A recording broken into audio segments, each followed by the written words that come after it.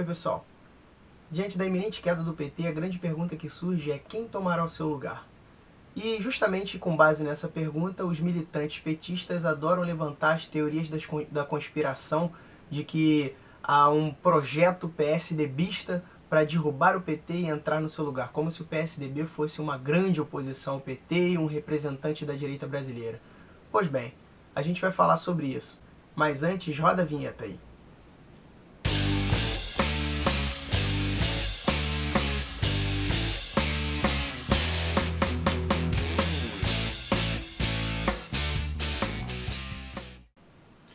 Pois é, né? Parece que agora a queda do império socialista que o PT planejou para o Brasil é inevitável. No momento a gente vê que o Lula está cada vez mais enrolado, já saiu um pedido de prisão preventiva para ele, e acredito que, ainda que a juíza não defira esse pedido, é só questão de tempo para que ele seja preso de uma forma ou de outra. E ainda também que eles façam aquela jogada de colocar o Lula como ministro, estão querendo colocar ele como ministro da Casa Civil, né? É uma jogada suja e imoral, mas é esperado deles. Isso apenas vai adiar o que está para acontecer, mas não vai impedir que aconteça o que está para acontecer.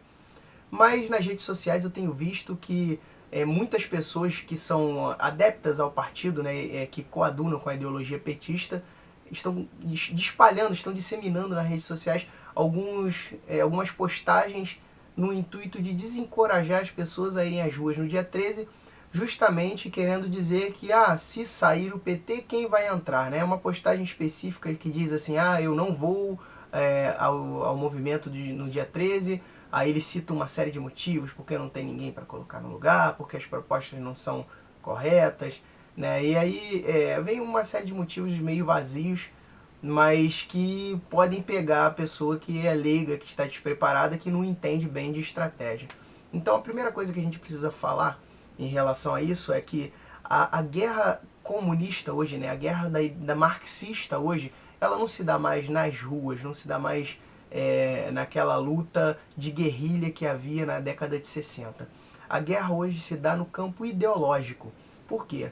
Isso surgiu justamente com as teorias de Antônio Gramsci, né, que pregava o oposto do que os seus antecessores, né, que era justamente instaurar o regime socialista de dentro para fora do sistema.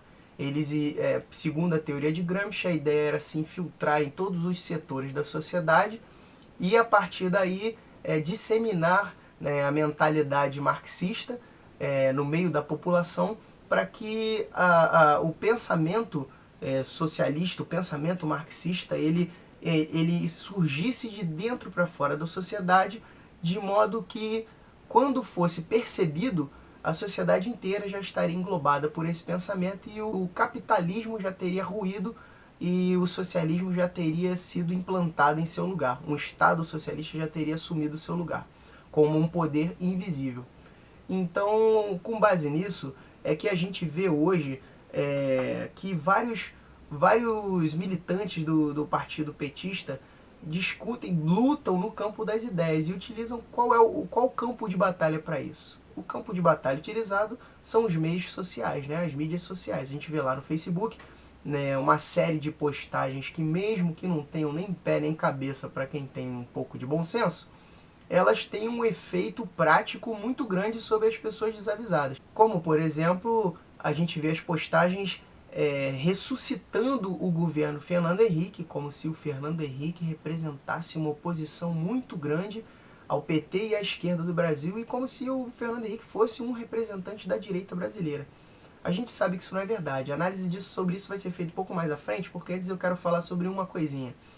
Eu não sei se você em casa reparou, mas de uns tempos para cá, isso antes mesmo de explodir da forma que explodiu essa crise, algumas personalidades vinculadas à esquerda começaram a se destacar do Partido dos Trabalhadores, né? O exemplo maior que a gente tem disso é justamente a Marina Silva, que criou a Rede de Sustentabilidade como se fosse uma alternativa à ideologia que era vigente pelo governo atual. Então, a gente sabe muito bem que a ideologia marxista, ela se multiplica por cisciparidade, ou seja, ela se divide, se subdivide, e dessas subdivisões vão surgindo novos grupos que aparentemente são até antagônicos, mas que em sua essência seguem a mesma raiz. A exemplo disso, nós temos o PSOL, que é um partido de esquerda, declaradamente de esquerda. Se você entrar lá na página do PSOL agora e olhar as diretrizes do partido, você vai ver que o pensamento deles é um pensamento socialista, abertamente socialista. E o PSOL, ele de vez em quando tenta aparecer na mídia como se fosse oposição ao governo, mas eles não conseguem fazer isso mais do que 10 segundos, porque basta que surja algum tipo de discussão sobre algo que seja agenda que seguida pela esquerda mundial, ou seja, pela agenda globalista que a esquerda segue e amparada pelo Foro de São Paulo, e nós já vemos o pessoal do PSOL se juntar ao pessoal do PT, o pessoal do PCdoB, e todos eles começarem a defender a mesma coisa, né? A exemplo do aborto e a exemplo da liberação da maconha. O Jean Willis, inclusive, teve a cara de pau de, em plenário, dizer que era oposição ao PT. Óbvio que ele só conseguiria arrancar gargalhadas com isso. Mas ainda assim, como eu disse, fica evidente que todos eles seguem a mesma linha de comando, né? A exemplo também do que a Jandira Fegali fez, aquela selfie que foi maravilhosa, foi uma coisa que de olhar e causar vergonha alheia, né? Porque você olha assim, caramba, como é que a pessoa pode se expor dessa maneira para puxar o saco de alguém? E de repente, no meio daquela puxação de saco, ela conseguiu uma coisa que nenhum juiz, ninguém conseguiu, nenhum delator tinha conseguido, que é descobrir quem é o verdadeiro Lula, né? Ali no fundo da filmagem a gente conseguiu ver o verdadeiro Lula, aquele que estava lá mandando todo mundo enfiar o processo naquele lugar. Mas é exatamente isso que faz com que nós percebamos que a esquerda se alinha de maneira muito comum, embora finja ser oposição uns dos outros. Entretanto, dentro dessa cissiparidade, dentro desse falso dualismo que a gente encontra, né, há uma coisa que deve ser observada. É justamente essa relação aparentemente dicotômica entre PT e PSDB. O que precisa ser dito sobre o PSDB é justamente a raiz esquerdista que esse partido tem. O Fernando Henrique começou sua vida política do lado da esquerda, defendendo conceitos marxistas. Ele mesmo deixa isso claro em uma entrevista e ele não nega essa origem. Ele diz mesmo que é de esquerda, diz que ele começou a vida dele panfletando na universidade pela esquerda e que graças a isso ele foi exilado. E nós sabemos que dentro do próprio PSDB há também outras pessoas ligadas à esquerda, como o José Serra, por exemplo, é um antigo também militante, né? E na época da chamada ditadura brasileira ele também sofreu sanções pelo seu pensamento, seu viés esquerdista. Isso é bem claro e evidente. Acontece que o PSDB faz aquela jogada típica de estratégia das tesouras. Ele se faz de oposição do PT e de todos os outros partidos de esquerda, ele veste uma máscara de direita, aparentando ser um partido liberal, né, liberal-democrata. Entretanto, o que ele faz é preparar o terreno, arar o terreno, para que o pensamento marxista possa crescer e possa surgir dentro do país. Né? O PSDB nunca foi oposição ao PT, tanto que em uma das eleições, o Lula declarou que era uma vitória não haver nenhum partido de direita concorrendo, e isso já é uma comprovação de que o PSDB não é um partido de direita. E o que agora acontece é que o PT tenta colocar o PSDB como direita e como oposição para jogar uma cortina de fumaça sobre tudo que está acontecendo no país, sobre todos esses escândalos, e permitir que o PSDB assuma o poder novamente e mantenha pelo menos um controle sobre o país até que um outro partido de esquerda possa vir a tomar o poder da mesma maneira que o PT tomou o poder. Por isso nós devemos ter muita atenção, porque tudo está se desenhando para o retorno do PSDBismo no Brasil. Alguns brasileiros que não conhecem a trajetória esquerdista do PSDB, né, dos integrantes principais do PSDB, acreditam realmente que o PSDB é uma alternativa de direita ao que a gente tem hoje, que o PSDB é uma direita mais liberal, uma direita democrata, né, e que eles são capazes de realizar um bem-estar social sem serem ligados ao socialismo. Isso não é verdade. O PSDB é um partido de origem socialista fabiana, né? O Fernando Henrique tem ligações com o diálogo interamericano, Inclusive, a agenda que o Fernando Henrique tem mais tem defendido agora tem sido a liberação das drogas. Houve, né, um evento aqui no Brasil onde o Fernando Henrique foi palestrante, que foi financiado por Jorge Soros, e eles se encontraram aqui, a foto disso, é uma matéria que eu vou também colocar o link aí embaixo para que vocês observem, né? E a gente sabe muito bem que o Jorge Soros ele tem financiado a esquerda no mundo inteiro, né, em várias questões. Uma delas é a questão da liberação das drogas. O porquê ele quer tanto a liberação das drogas, a gente não tem como afirmar, né? Nós temos as nossas suposições, mas suposição sem prova não vale nada. Mas o que a gente pode afirmar é que ele está fomentando de modo bem intenso, né, os governos de vários países para que esses governos liberem as drogas. Inclusive no Uruguai, ele interveio no Uruguai, isso também tem registro, que eu também faço questão de colocar aí, e disse que o Uruguai seria um experimento que ele faria, né? Então o PSDB é isso, é um partido de esquerda que agora resolveu se manifestar. Durante todo esse tempo ele ficou em cima do muro, né? O Aécio Neves, logo que a Dilma assumiu a presidência, ganhou a eleição, o Aécio Neves já foi colocando água na fervura, falando: não,